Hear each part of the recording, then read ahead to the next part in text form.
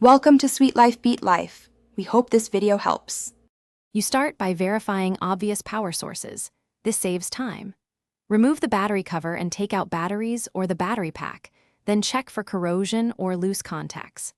Once done, install one fresh AA or a fully charged battery pack and connect a known good USB cable to the controller and console or PC so it gets direct power.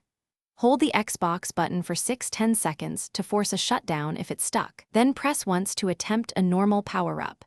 This isolates battery versus firmware issues. Now you move into inspection and reset. Open the battery compartment and gently clean contacts with a 70% isopropyl swab. Excessive moisture can short contacts, so be careful. Next, swap to a different USB cable and a different USB port on the console or PC to confirm the controller receives charge. Look for LED activity when plugged in. Once charging works, perform a soft sync by pressing the console's bind button, then pressing the controller bind until the ring flashes. This refreshes the wireless link.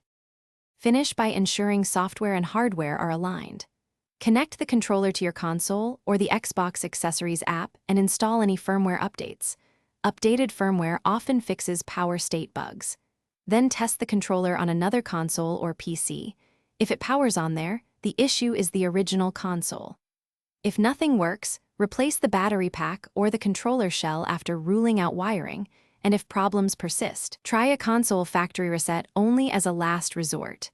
Tip: if it still won't turn on, a quick Thanks for watching. Consider subscribing if we helped you.